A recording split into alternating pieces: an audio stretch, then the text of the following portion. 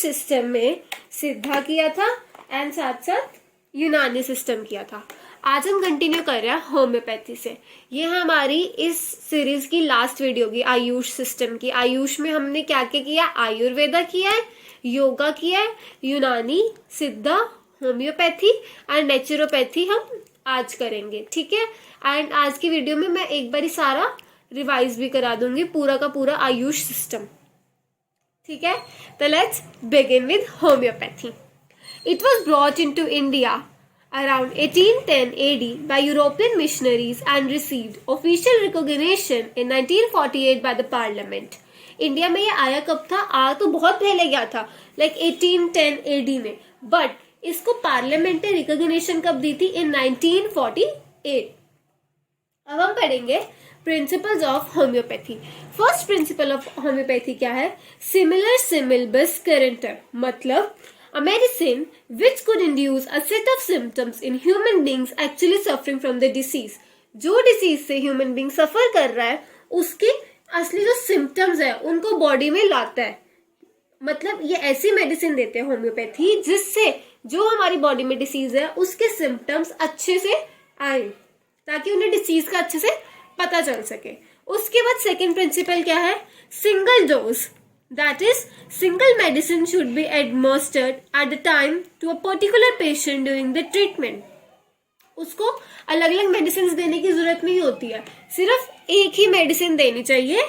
अगर कोई भी पेशेंट को कोई भी डिसीज है उसमें सिर्फ इनके अकॉर्डिंग, होम्योपैथी के अकॉर्डिंग एक ही मेडिसिन देनी चाहिए। थर्ड प्रिंसिपल है मिनिमम डोज, कम से कम डोज देनी चाहिए।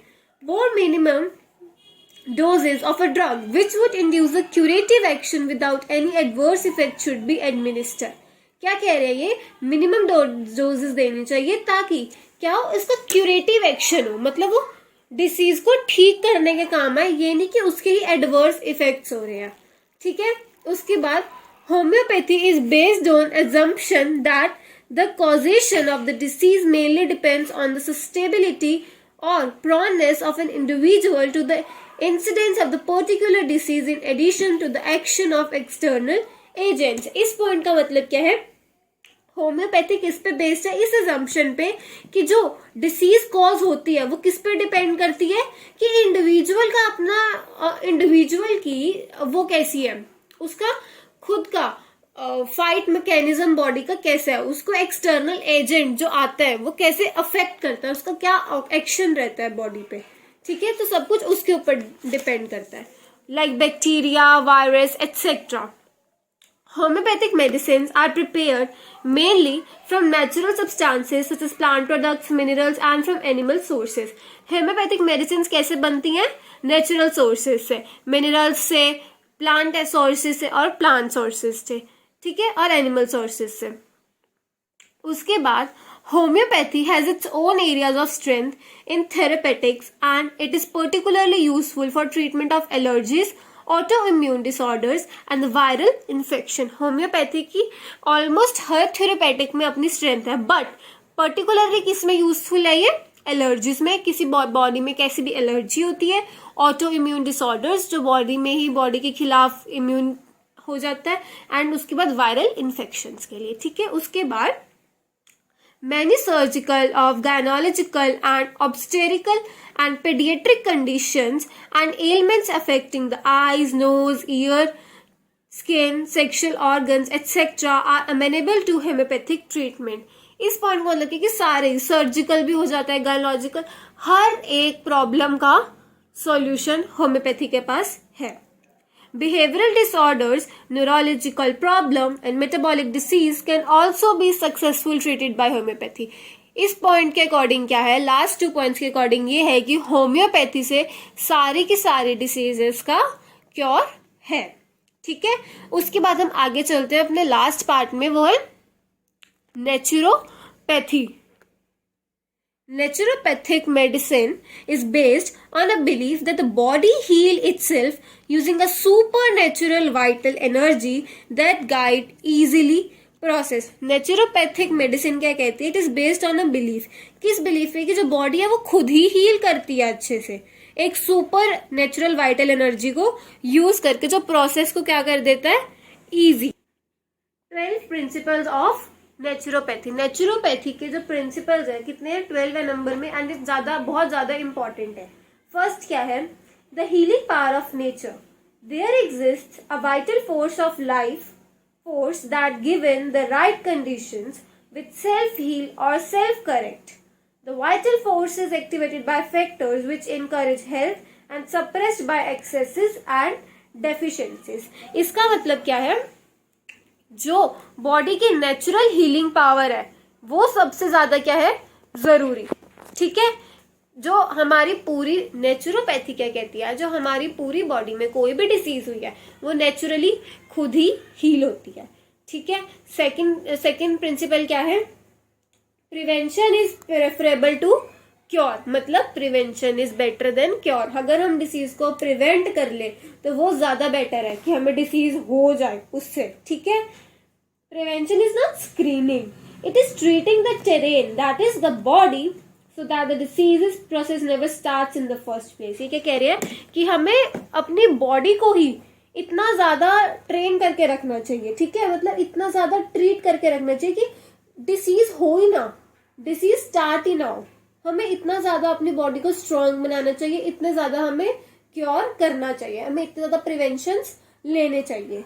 ठीक है, उसके बाद क्या है, the root cause of the dysfunction is identified and treated. मतलब सिर्फ ये नहीं है कि ऐसे ही हमने ट्रीट कर दिया, नहीं, रूट कॉज कि ये हो क्यों रहा है वो पहले पता करते हैं एंड फिर उसका ट्रीटमेंट करते हैं। इसका एग्जांपल मतलब क्या कहना चाह रहे हैं, ये कह रहे हैं कि देखो जैसे अगर हमें स्किन कंडीशन होती है कोई, मतलब ठीक है, अगर हमें स्किन पे कोई भी इन्फेक्शन हुआ तो हम उस पर क्या करते हैं, स्टेरॉइड क्रीम लगा लेते हैं। ठीक है, और क्या करते हैं कि उसको हम ऊपर से दैट इज टॉपिकली उसको हम ट्रीट करते हैं, जबकि हम उसको इंटरनल इम्बैलेंस नहीं करते। हम बॉडी के अंदर कुछ छेड़ते नहीं है। ठीक है, हम सिर्फ क्या करते हैं, उसको ऊपर से ठीक करते हैं, है ना। उसके बाद अगला क्या है, the whole person is treated physically, mentally, emotionally and spiritually. सिर्फ ये नहीं है कि उसको मेडिसिन दे दी और कहानी खत्म, नहीं, उसको फिजिकली, मेंटली, इमोशनली और स्पिरिचुअली हर तरह से ठीक किया जाता है। कैसे, एग्जाम्पल क्या होगा इसका, सिर्फ उसको ये नहीं देखा जाएगा कि उसको कोई फिजिकल एलिमेंट है। ठीक है, they are treated as a whole, taking into consideration all the aspects in their life. उनकी लाइफ में जो भी एस्पेक्ट्स है सबको ध्यान में रखते हुए ट्रीटमेंट दिया जाएगा। उसके बाद फिफ्थ प्रिंसिपल क्या है, health is much greater than just absence of infirmity, the aim should be abundant vitality. मतलब ये नहीं कह रहे हैं कि, वो कह रहे हैं कि अगर आपकी बॉडी में कोई भी डिसीज नहीं है इसका मतलब ये नहीं है कि आप हेल्दी हो। ठीक है, हमारा मोटिव होना चाहिए कि हमें हेल्दी होना है, सिर्फ ये नहीं कि हमारी बॉडी में कोई भी डिसीज नहीं है। उसके बाद इनका सिक्स्थ प्रिंसिपल क्या है, the person is treated not the disease. Person को ट्रीट किया जाता है, सिर्फ डिसीज को नहीं ट्रीट किया जाता। जो नेचुरोपैथ्स होते हैं, they don't just ask what is the problem, they ask why the problem is there. ठीक है, डिसीज को ट्रीट किया जाता है, सिर्फ पर्सन को नहीं। उसके बाद the individual is unique, each person responds in a different way. मतलब जो हर एक इंडिविजुअल है वो एक अलग वे में करता है रिस्पॉन्ड मेडिसिन को। ठीक है, और अपनी डिसीज को भी। इसका मतलब जो we can say like we have a phrase in English, one size does not fit all. मतलब एक ही जो चीज है वो सबको फिट नहीं होती है, हर एक इंडिविजुअल यूनिक है, हर एक की अपनी अपनी इम्यूनिटी है, अपना अपना ब्लड टाइप है, सब कुछ अलग अलग है। ठीक है, एट्थ है हमारा principal, all disease begins with a disruption to the body's homeostatic mechanism and health is a return to balance of these mechanisms। ये कह रहे हैं डिसीज क्यों होती है, क्योंकि होम्योस्टेटिक मैकेनिज्म में कोई ना कोई खराबी आती है। ठीक है, होम्योस्टेटिक मैकेनिज्म क्या होता है, हमें इक्विलिब्रियम मेंटेन करना आउटसाइड एनवायरनमेंट का और इनसाइड एनवायरनमेंट का। और अगर इन दोनों में कोई इक्विलिब्रियम मेंटेन नहीं होता है, इम्बैलेंस होता है, तो क्या होती है, डिसीज होती है। और जो हेल्थ है, हेल्दी होना वो क्या होता है, इन सब को बैलेंस करना, सारे मैकेनिज्म्स को बैलेंस करना, ठीक है।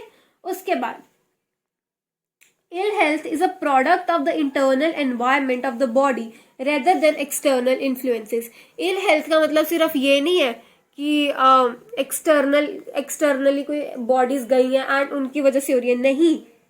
क्यों होती है, क्योंकि हमारा जो इंटरनल एनवायरनमेंट है वो एकदम वेल मेंटेन नहीं है, उसमें इतने अभी फाइटिंग पावर नहीं है, ठीक है। Okay, next point is 10th, deficiency and access.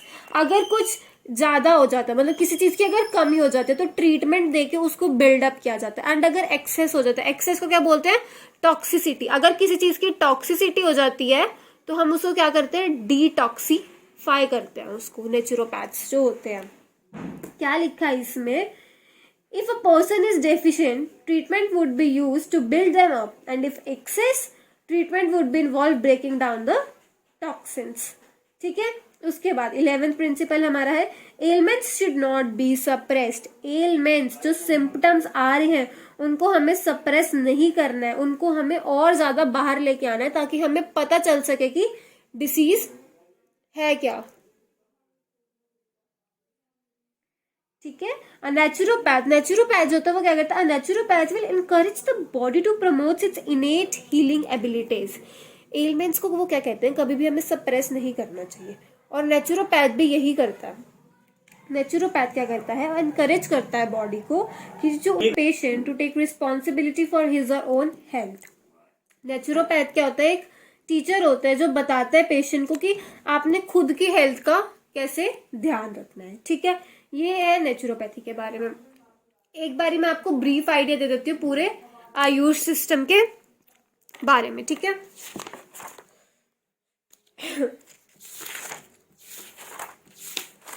Ayush में हमें सबसे पहले देखना है कि क्या क्या होता है। आयुर्वेदा, योगा, यूनानी, सिद्धा, होम्योपैथी और नेचुरोपैथी। उसके बाद हमने पढ़ा था आयुर्वेदा कब आया था एग्जिस्टेंस में, 900 BC में, और किस किस वर्ड से आया था इसकी, ये जस्ट आपको लर्न करनी है, ठीक है। इसके नोट्स मैं आपको प्रोवाइड कर दूंगी एंड आप वहां से इसको देख के अपने नोट्स बना लीजिए एंड कंप्लीट है इसमें आयुष सिस्टम, ठीक है। और इसके क्या है, हमें पहले ये याद रखना है कि इसमें पंचभूतास होते हैं। आयुर्वेदा के अकॉर्डिंग जो पूरी दुनिया वो पंचभूता से बनी है, पृथ्वी, जल, तेजा, वायु एंड आकाश। उसके बाद इसमें क्या होते हैं, दोषास, धातुज एंड मालास। त्रिदोषा होते हैं, 3 ही माला होते हैं, और जो धातुज है वो क्या होते हैं, 7 इन नंबर। 3 दोषास क्या क्या होते हैं, वाता, पित्ता और कफा, और 3 मालास क्या होते हैं, यूरिन, स्टूल एंड स्वेट, ठीक है। और धातुस क्या होते हैं, these are the body constituents and form the basic structure of the body. ये बेसिक स्ट्रक्चर बनाते हैं बॉडी का। उसके बाद हमने क्या पढ़ा था, branches of Ayurveda. Branches of Ayurveda सबसे इंपॉर्टेंट चीज है इसमें। ब्रांचेस ऑफ आयुर्वेदा में क्या है, काया चिकित्सा तंत्र है, that is for internal medicine. शाल्य तंत्र है, दैट इज फॉर सर्जरी। शालाक्य तंत्र है, that is for ENT, that is ear, nose and throat. And उसके बाद बाल रोगा है, दैट इज फॉर पीडियाट्रिक्स। भूत विद्या, दैट इज फॉर साइकोथेरेपी। अगाध तंत्र, दैट इज फॉर टॉक्सिकोलॉजी। रसायन, that is science of rejuvenation. And वजीकरण, that is purification of genital organs, ठीक है। हमें इसके ब्रांचेस पता होना आयुर्वेदा के बहुत जरूरी है। That's all about Ayurveda. And उसके बाद हम करेंगे अपनी स्टार्ट योगा। योगा कहाँ से आई है, संस्कृत वर्ड से, जिसका मतलब क्या होता है, यूनाइट। वर्ड क्या है, युज। जो योगा है इसमें क्या होते हैं, 8 कंपोनेंट्स होते हैं योगा के, यामा, नियामा, आसन, प्राणायाम, प्रत्याहार, धारण, ध्यान एंड समाधि। And most important thing is कि आपको इसमें इंग्लिश वाले वर्ड्स नहीं लिखने हैं, इसको जो आपकी इसके इनकी टर्मिनोलॉजी के हिसाब से है, यामा, नियमा, आपने इनकी ही टर्मिनोलॉजी लिखनी है, ठीक है। उसके बाद क्या है, बस योगा के बारे में कुछ थोड़ा सा है। उसके बाद हम यूनानी सिस्टम पे आएंगे। ओरिजिनेट का मतलब ग्रीस में। किसने फाउंडेशन की थी इसकी, हिपोक्रेट्स ने। हिपोक्रेट्स की क्या है, 4 ह्यूमर थ्योरी है। उसके बाद हमने देखा था कि इसमें क्या होता है कि 4 एलिमेंट्स से बना होता है एंड इसके क्या होते हैं, 7 कंपोनेंट्स, ठीक है। उसके बाद सिद्धा भी क्या है, एक सिस्टम ऑफ मेडिसिन है एंशियंट टाइम का, जो कहाँ से आया था, द्रविडियन कल्चर से आया था। इसमें से सबसे इम्पॉर्टेंट और यूनिक चीज थी वो ये थी कि जो सिस्टम ऑफ यूनानी है, it treasure for the conversion of metals and minerals. इसमें मेटल्स और मिनरल्स का यूज करके ठीक किया जाता है। कौन कौन से मेटल्स यूज किए जाते हैं? Mercury, silver, arsenic, lead and sulphur. और इनके कोई साइड इफेक्ट्स भी नहीं होते। ठीक है, इसमें सबसे इंपॉर्टेंट पॉइंट ये था। उसके बाद हमने इसकी स्ट्रेंथ्स देखी थी कि किस किस डिसीज के लिए काम आता है। उसके बाद आज हमने क्या किया है? होम्योपैथी। होम्योपैथी कब आई थी इंडिया में? 1810 में आई थी, बट 1948 में इसको पार्लियामेंट से रिकॉग्निशन मिली थी। उसके बाद हमने देखे थे प्रिंसिपल्स ऑफ होम्योपैथी। ठीक है, 3 प्रिंसिपल्स हैं, ये हमें ऐसे के ऐसे याद रखने हैं। उसके बाद हमने देखा था कि जो होम्योपैथी है उसके पास हर एक डिसीज का, हर एक प्रॉब्लम का इलाज है।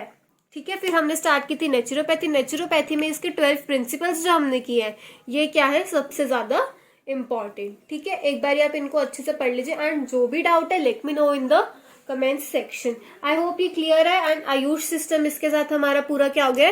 कंप्लीट हो गया।